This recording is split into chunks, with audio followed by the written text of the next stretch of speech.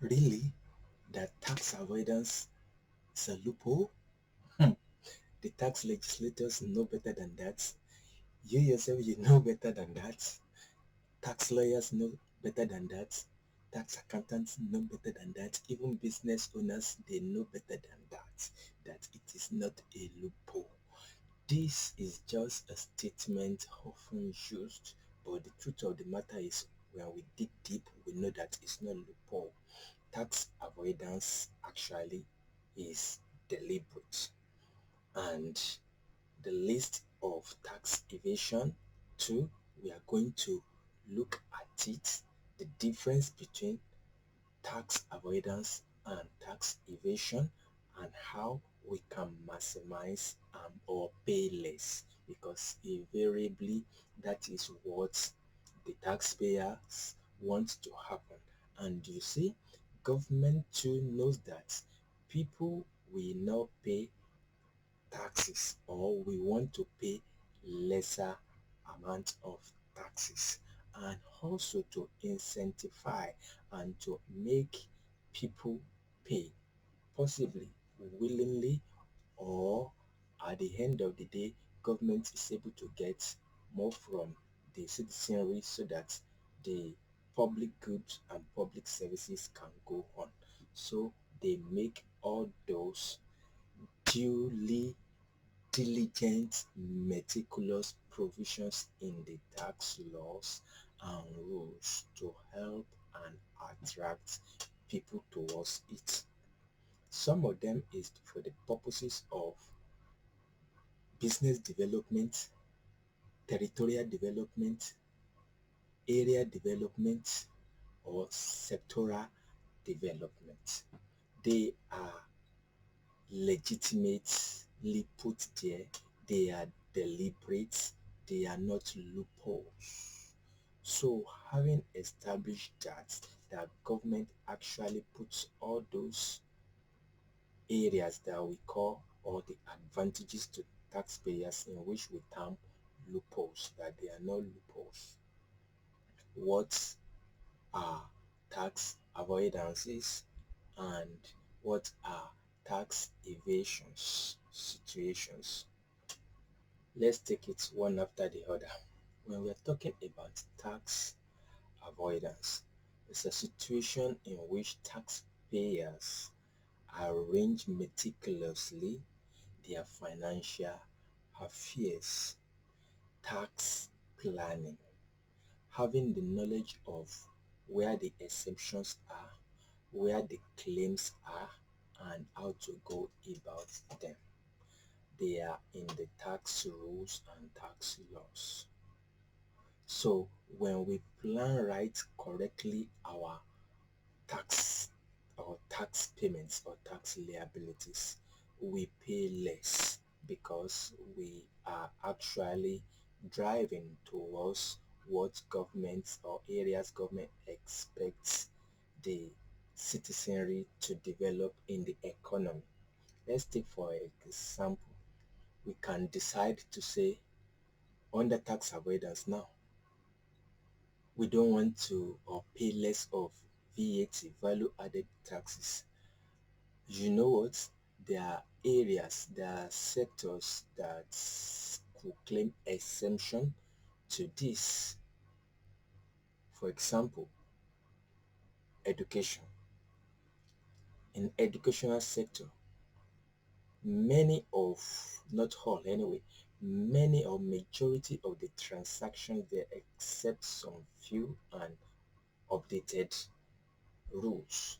Except for that, in various jurisdictions, educations or education, anything education generally are enhanced and incentivized by government. So they are VAT exempted, health, medical, they are VAT exempted. So anybody that want to pay less of VAT and the like could decide to go into these various sectors and enjoy lesser taxes, especially on this category of tax. There are so many categories of taxes that we can take advantage of. Just using this as an example. And you know what? When we do this, we plan correctly and we said that we are having tax avoidance. So it's an arranged financial affair in a form that will make the taxpayer pay the least possible amount of taxes.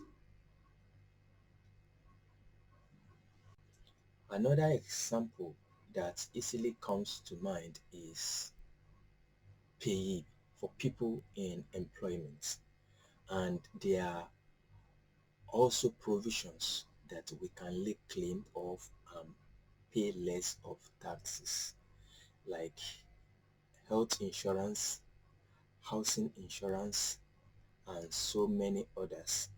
So anybody that's in employment that want to enjoy this, all we need to do is sometimes we need to talk to our employers and ensure they implement necessary things for us under the category of pay as you earn, so that we can pay less of taxes. So is a legitimate way of paying less. It's not a loophole. Government put it there to encourage us. And you know what? Let's take for example, when we have health insurance, government believes that then people can work more, people can pay more. It has its advantage even to the government and the economy at the long run. The health issues are taken care of, people are more healthier, so people can work longer and tax can be paid for more foreseeable future time. Can we see it now? So they are not loopholes, they are actually deliberate. So we just need to position ourselves in and plan very well which area are we having exceptions that we can easily claim and lay hold on them. Let's move on to tax evasion. Actually, this is a contravention of law. This is a contravention of law and it is illegal, unlike that of avoidance, which is legitimate and it is duly due to us. Evasion is a contravention and government does not like it. So therefore, it is categorized under criminal offense. So government sees anybody that tries to evade tax to be criminally minded. That is the truth. That is how government sees the person. And what areas can evasion come? Or can we be perceived to have evaded? And that is what we are going to the list of tax evasion situation. So tax evasion is a contravention of tax laws whereby taxable person neglects to pay the tax due or reduces the tax liability by making fraudulent and untrue claims of his or her income on tax forms or returns. So it is fraudulent. They are untrue claims. So when such happen, we can put it differently. Tax evasion is the act whereby the taxpayer achieve minimization, that is paying little tax or no taxes, paid through illegal means. So it involves outright fraud and deceit. Fraud and deceit from the part of taxpayer to government, and that is why it's categorized under criminal offense. Number one, when we understate our income, be it a sole proprietor, be it business. So corporations, whether limited liability, whether PLC and the like, or as individual entrepreneur, business owners, when we understate what our income really was. As at the year under review, it is a criminal offense. Let's take for example a business owner that has, let's say, 3 to 5 streams of income but only disclosed one or two and left the other 3 sources of income undisclosed, must have understated the income. Therefore, the person is termed to have been criminally minded, and that is tax evasion. Also, on the part of expenses now, if we overstate our expenses rather, if we overstate our expenses, don't forget we understate our income. If we now overstate our expenses or expenditure, as the case may be, it is untrue too. It is unfair to government that we are proposing to have spent more than we have spent, and just to reduce the bottom line, right? The tax liability. We said to government we fill those forms for returns to have spent more than we actually have. Then we are overstating expenditure. So the first on the list is when we overstate our income, when we understate our income rather. The second is when we overstate our expenses or the deductibles. The third that we can talk about is when we make false claims for allowances and reliefs. Like now that we are talking about consolidated relief allowance. Now, all those reliefs, like when we started, I mentioned housing allowance, health insurance allowance, and there are so many others that we can actually claim apart from the 200,000 consolidated and the gross profit, which we have actually treated under PE. So there is a video tagged income tax under PE. You can look it out so that you can know how to compute and what we've discussed about PE. We are not going to go into details here. So when we make false claim of allowances, and this is one way of reducing our tax claim too. And you know what? This aspect of tax evasion too has been drastically reduced by the latest consolidated relief. Before, people that do not have many wives will claim 2, 3 wives. They will claim alimony for a wife that they did not even divorce. You know, alimony is for divorcees. They will claim alimony to have divorced. People that has 1 or 2 children will claim has 2 or 3 children rather will claim to have had maybe like 10, and at the end of the day drastically reduce their taxes. So all this has been reduced, not actually eliminated by the consolidated relief allowance. Also on the list that we can talk about when we're talking about tax evasion, the way the way government rather perceive citizenry to be fraudulent is by omitting the chargeable income from tax return.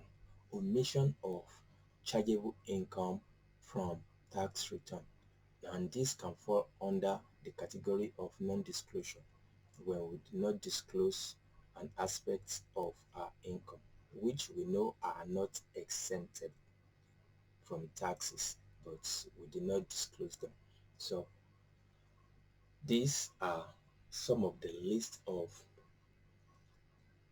evasions, or why we are going to be categorized to have evaded taxes. And it is important that we should not forget that we are dealing with people, that is taxpayers. So there are reasons why people evade, especially taxes.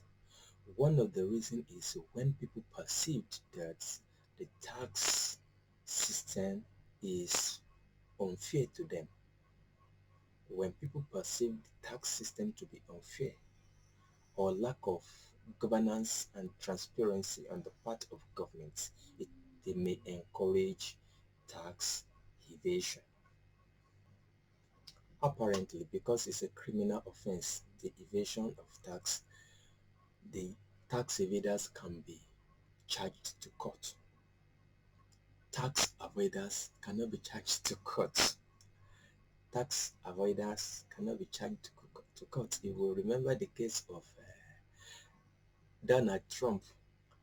There are a lot of criticism about his taxes and the like, but they are all tax plannings at the end of the day. They've not been able to nail him about for tax evasion, and as much as possible it's prudent to avoid tax, but it is fraudulent and a contravention to have evaded tax or taxes. So if you are first timer here, we recognize you. Don't forget to click subscription button and notification, click all, and subscribe, comment, and share. Tell a friend to tell a friend about GJAMES Associates. My name is Gbenga Olatunji, FCA. Tax avoidance has been dealt with, and we agreed together they are not loopholes. They are deliberate, they are intentional on the part of government, on the part of legislators to put those duly legitimate means of paying lesser taxes into the tax rolls. And basically the purpose in which government has done that is to encourage people, business owners, organizations, incorporations, taxpayers generally, to participate in some aspect of the economy. That's why we can have pioneer legislation and the like to encourage. That's why we have all those reliefs to encourage people to work, and they will at the end of the day pay more at long run taxes to government. But to evade tax is fraudulent, is contravention. It is perceived that the taxpayer is criminally minded, and the person or the incorporation, the people at the helm of affair could be jailed for it and charged to court. Oftentimes, if at the end of the day they cooperate with government tax agencies, they may oftentimes government tax agencies will like to even settle out of court, but nevertheless they are going to collect their money. They must collect their money. But if the tax evader prove to be more stubborn and the like, will be charged to court and invariably jailed. GJAMES Associate, we are value to life. Gbenga Olatunji, FCA has been speaking. We are value to your business.